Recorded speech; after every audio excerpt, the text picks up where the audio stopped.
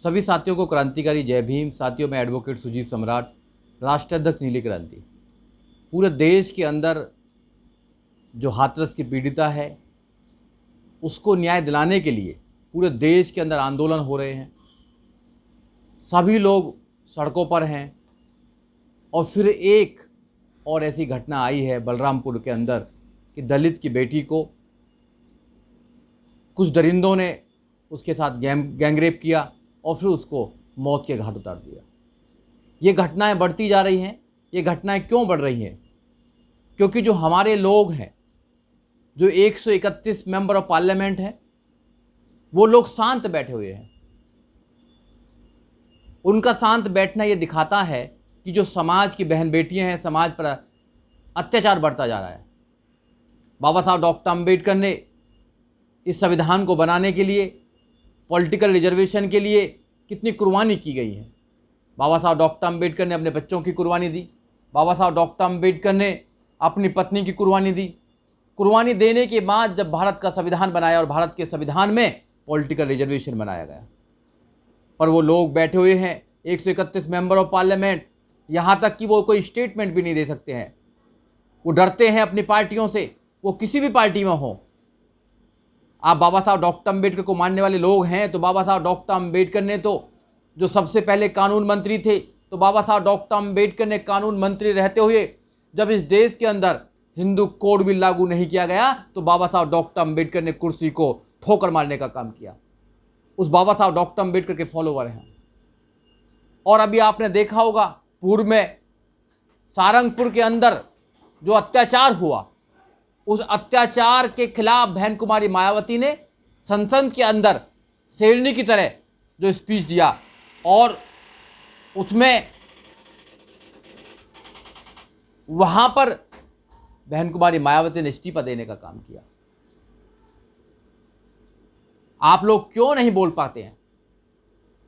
मेरा तो ये सोचना है कि जो अपराध बढ़ रहे हैं दलितों पर, जो अपराध बढ़ रहे हैं दलितों की बहन बेटियों पर, जो हमारे खिलाफ षड्यंत्र बनाया गया है, उसमें आपका भी पूरी भागीदारी है। क्योंकि आप लोग बोलते नहीं हैं।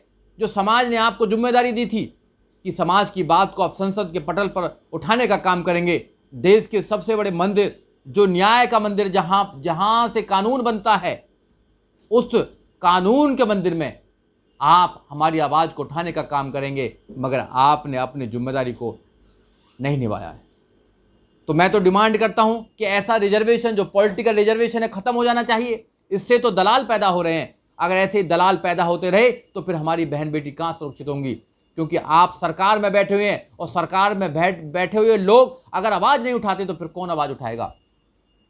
जो लोग एक्टिविस्ट हैं, अगर वो आवाज उठाते हैं तो सरकार क्या करती है? सरकार उनका दमन करती है। सरकार उनको झूठे मुकदमे लगाकर उनको जेल में डालने का काम करती है। और आप लोग बोलते नहीं हैं। इसलिए जो घटनाएं, बार बार घटनाएं बढ़ती जा रही हैं, ये निंदनीय है। ये घटना रुकनी चाहिए। और जितने भी मेरे नौजवान साथी हैं, आप खड़े हो जाओ। आप लोग सोचो कि ये सरकार जो है, ये जो निकम्मी सरकार है, ये क्यों आपकी बहन बेटियों की रक्षा नहीं कर पा रही है? क्यों आपके अधिकारों की रक्षा नहीं कर पा रही है? क्योंकि ये जानबूझकर आपके अधिकारों को दबाना चाहती है। ये मनु के वंशज हैं और आपके भाइयों को, जो 131 मेंबर ऑफ पार्लियामेंट है, उनको भी अपने साथ मिलाकर आपका शोषण कर रहे हैं। इस शोषण से अगर मुक्ति पानी है तो आपको सरकारों को बदलना पड़ेगा, नहीं तो आपके आने वाली जनरेशन को आप कुछ नहीं देके जाएंगे। और जैसे हाथरस की पीड़िता के केस में कार्रवाई की गई, वो निंदनीय है कार्रवाई। वहाँ के जो डीएम है, एसएसपी हैं, उनका जो व्यवहार है पीड़िता के परिवार के प्रति, वो निंदनीय है। वो अपराधी व्यवहार है। उनके खिलाफ सख्त से कानूनी कार्रवाई होनी चाहिए, उनको सस्पेंड होना चाहिए। और जो भी अधिकारी इसमें दोषी हैं, उनके खिलाफ SC/ST प्रिवेंशन एट्रोसिटी एक्ट के अंदर जो प्रोविजन है, उसके अंदर कार्रवाई होनी चाहिए। अगर कार्रवाई नहीं हुई तो अधिकारियों का मनोबल बढ़ेगा। क्योंकि उन लोगों की कितनी ताकत है कि मरने से पहले जो जिंदा इंसान होता है, तो जिंदा इंसान को अधिकार नहीं दिला पाते हैं। मरने के बाद भी डेड बॉडी को वो रात को बिना परमिशन के, परिवार की परमिशन के, बिना परमिशन के उसको जला देते हैं। कैसे जलाते हैं वो लोग, बताइए? क्या किसी और की बेटी होती, किसी अगर जनरल की बेटी होती तो क्या वो जला पाते? नहीं जला पाते। ऐसे इतिहास में मैंने कभी नहीं सुना है कि जबरदस्ती पुलिस ने डेड बॉडी को लिया और जला दिया। कहां की आपत्ति थी? उस डेड बॉडी से भी क्या डर था सरकार को? और योगी जी की जो पुलिस है, वो ठोको जो पुलिस है, वो ठोको पुलिस सिर्फ दलितों को और मुसलमानों को ठोकने का काम कर रही है। ये ज़्यादा दिन चलने वाला नहीं है इस देश के अंदर। और जो जज बैठे हुए हैं, वो अगर कोई बात होती है तो श्यू मोटो ले लेते हैं। अगर उनके खिलाफ किसी ने कोई ट्वीट कर दिया तो श्यू मोटो लेते हैं। मगर देश के अंदर इतनी इतनी बड़ी घटना हो जाती है, वो बैठे रहते हैं, आराम से टीवी देखकर चाय पीते रहते हैं। अगर सरकार ऐसे ही चलती है और ऐसे ही चलता रहेगा तो फिर इस देश के अंदर जो दलित और मुसलमान ओबीसी हैं, वो कैसे रहेंगे, कैसे अपने अधिकारों को बचा पाएंगे? साथियों, आज का जो समय है बहुत नाजुक समय है। आज हमारे सारे अधिकारों को छीना जा रहा है, बेरोजगारी बढ़ती जा रही है, जीडीपी बहुत नीचे चली गई है, सरकार फेल हो गई है। सरकार अपने एजेंडे को, जो हिंदुत्व का एजेंडा है, उसको फॉलो करना चाहती है, उसको आगे बढ़ाना चाहती है। आपको समझना पड़ेगा, सरकार की नीतियों को समझना पड़ेगा। सरकार हमारे विरोधी है, संविधान के विरोधी है। जो संविधान हमें अधिकार देता है, उस संविधान को खत्म करके उसकी जगह वो मनुस्मृति लागू करना चाहते हैं, जो समाज में चल भी रही है। दलित की बेटी के साथ में अलग न्याय होगा। दलित की बेटी के साथ में अगर बलात्कार होता है तो उसकी FIR तक नहीं लिखी जाती है, उसको अच्छा ट्रीटमेंट नहीं दिया जाता है। और जब उसको लगता है कि वो मरने के कगार पे, तो जब उसको शिफ्ट किया जाता है। जब आपको लगता है कि किसी के साथ में गैंग रेप किया गया है, तो उसके खिलाफ FIR करनी चाहिए और दोषियों को सख्त से सख्त सजा देनी चाहिए। मगर जो पुलिस है, उत्तर प्रदेश जो पुलिस है, जहाँ जंगल राज चल रहा है, वहाँ की पुलिस दोषियों को बचाने का काम करती है। एक तरफ तो कहते हैं वहाँ के जो अजय सिंह बिष्ट हैं कि हमें रामराज चाहिए, रामराज चाहिए। अगर ऐसा ही रामराज आपको चाहिए, वाल्मीकि भाई के भाइयों या और समाज के जो भाइयों, आपको अगर ऐसे ही रामराज चाहिए, तो फिर देखें ऐसे रामराज में क्या होता है। हमारी बहन बेटियों के साथ बलात्कार होता है।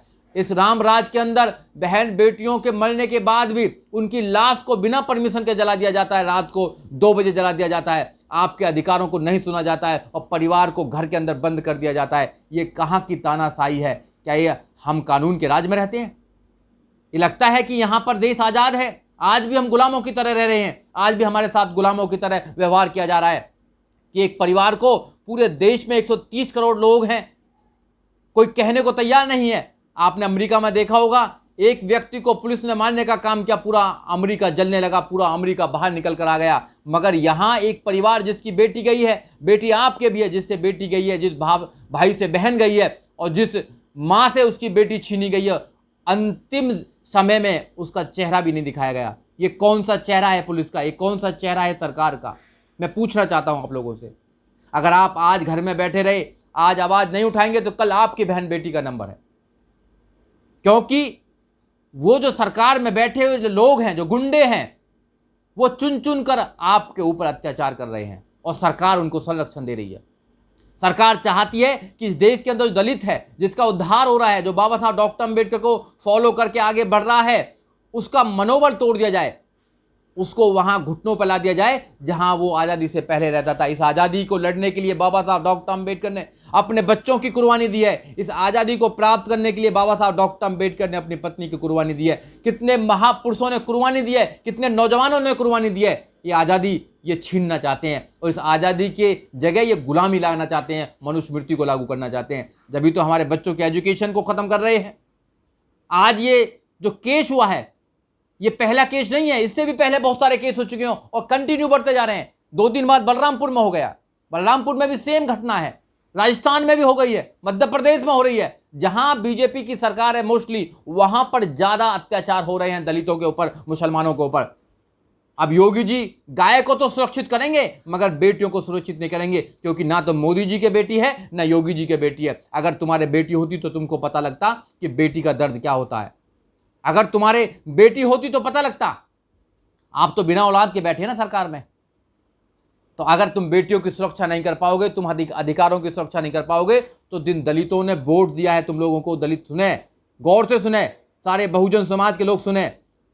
तुम्हें कसम है अपनी बेटियों की, अपनी माओ की, अपनी बहनों की, अगर तुमने इस बार मोदी को सरकार बनाया या अगर तुमने बीजेपी को अगर अब की बार वोट दिया, तुमने वोट दिया, इनको सरकार में लेकर आए, जब भी तुम्हारी बहन बेटियों पर अत्याचार हो रहा है, जब भी किसानों पर अत्याचार हो रहा है, जब भी नौजवानों पर अत्याचार हो रहा है। अगर इस अत्याचार से बचना चाहते हैं तो आपको कसम खानी पड़ेगी 2022 के अंदर और 2024 के अंदर। 2022 के अंदर उत्तर प्रदेश से योगी को उखाड़ना है और 2024 के अंदर मोदी को उखाड़ना है। जब तक ये दोनों लोग नहीं जाएंगे, बीजेपी आरएसएस की सरकार नहीं जाएगी, जब तक अत्याचार नहीं रुकेगा।